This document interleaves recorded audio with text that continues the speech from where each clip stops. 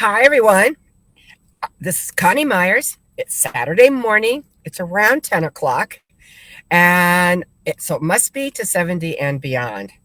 I want to let you know I'm in Los Angeles, so I apologize for the backlight and all of that. But I'm in LA for a week, and I'm meeting with some amazing, amazing women. This week, I was so very honored.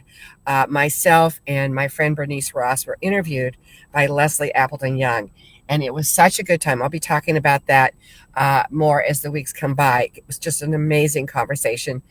These two women, I've known them for years. And it's just, they're magical and they're smart and they're astute. And we talked about what it's like to be 70 or more. So it is very appropriate that I'll be bringing you more about that. But right now, what I'm doing is I was part of an amazing article that Bernice Rods did for Inman News. If you're not familiar with Inman, Inman's kind of like the Wall Street Journal for the real estate industry. It was called Success Strategies from 11 of Real Estate's Female Leaders. And I can assure you that these women, I've known most of them for quite some time.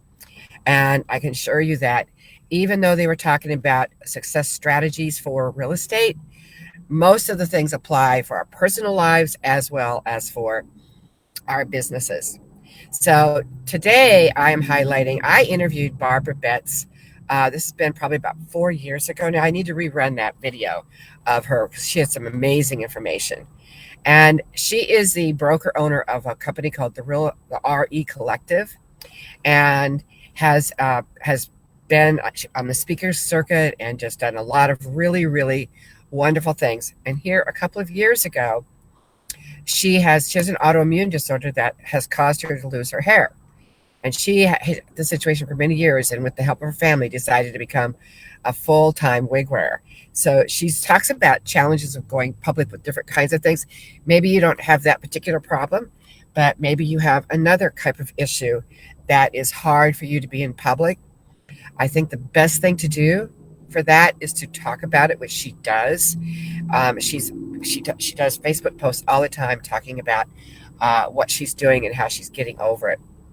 So she said the challenge was, should she go public? Her friends advised her it's nobody's business.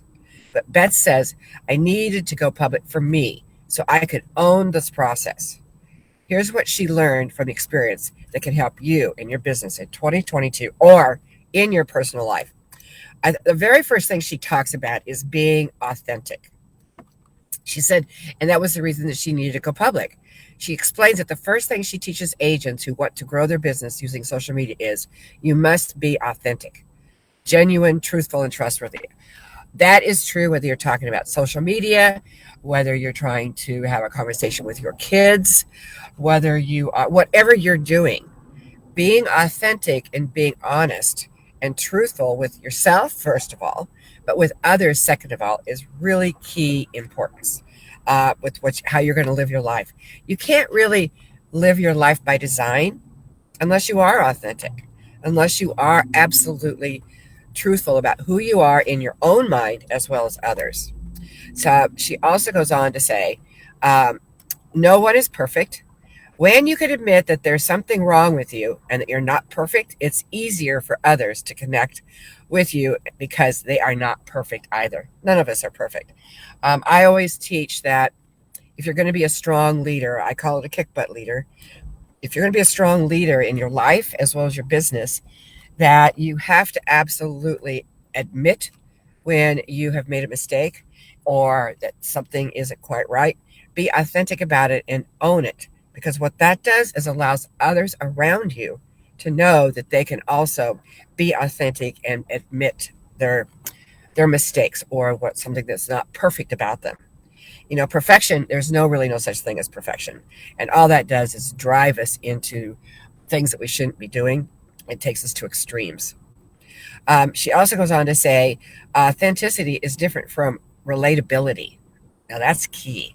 She says relatability is based on shared characteristics such as being a mom, having 2 kids, that we're all human, and having emotional scars.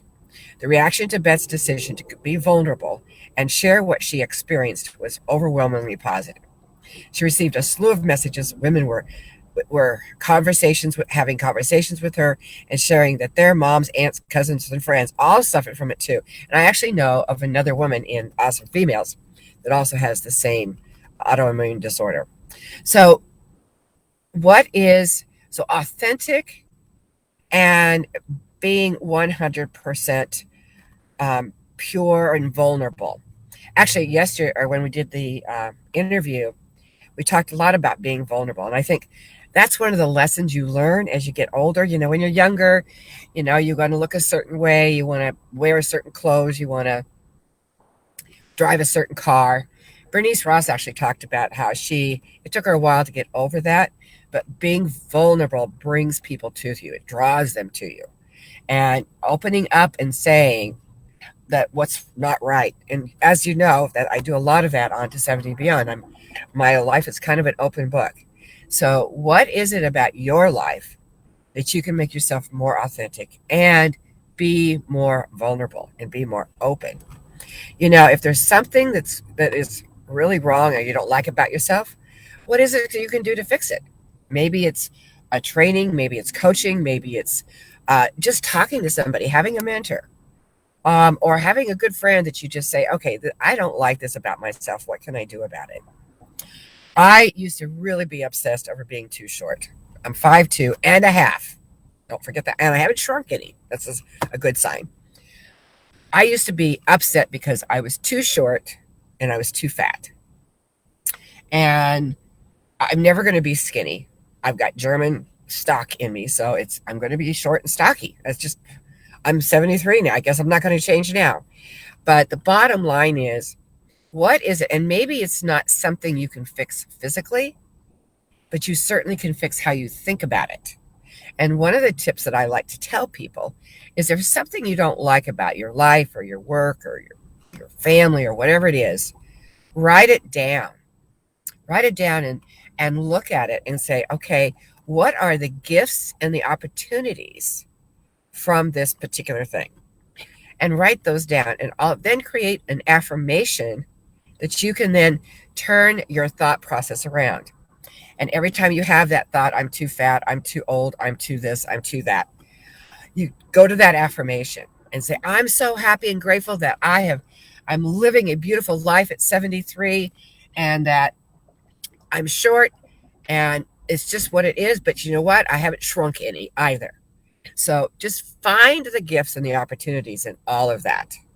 And I really think you'll find that you can then live your life by design.